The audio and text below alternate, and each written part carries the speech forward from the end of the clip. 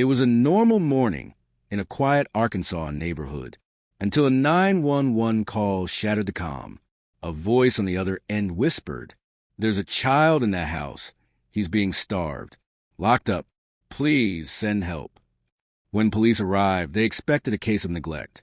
What they found was closer to torture.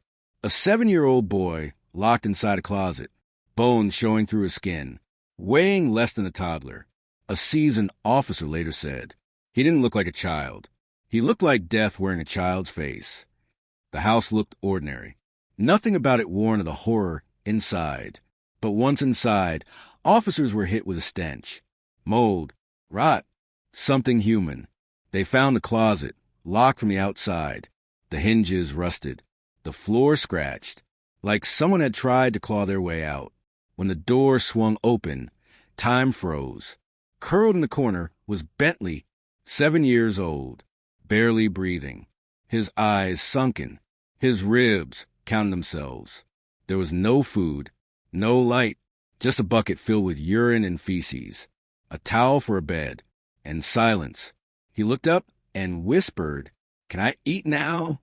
In the next room, they found his parents, Chris and Caitlin Freeman, calm, unbothered, watching TV. Chris claimed, "He's just small. He don't eat much." Caitlin added, "He acts up, so we put him in there to think."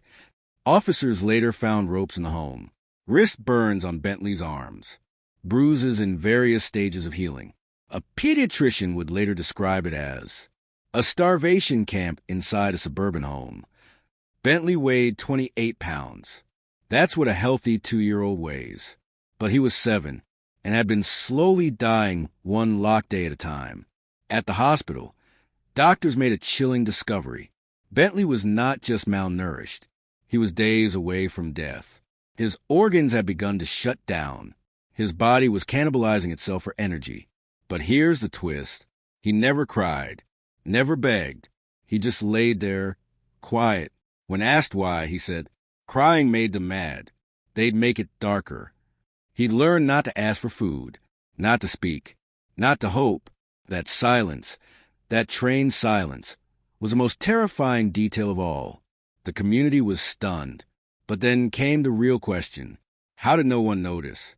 Neighbors told police they hadn't seen Bentley in over a year. Some heard screaming. Others reported it to police, to CPS. But nothing happened. This wasn't the first red flag. It was the last one before death. The Arkansas Department of Children and Family Services is now under fire. Investigations have begun. Emails, missed visits, closed files. Bentley slipped through the cracks until he almost didn't exist. Chris and Caitlin Freeman are now behind bars, denied bond, facing multiple felony charges, first-degree battery, criminal neglect, false imprisonment, child endangerment. Prosecutors are building the case for life imprisonment.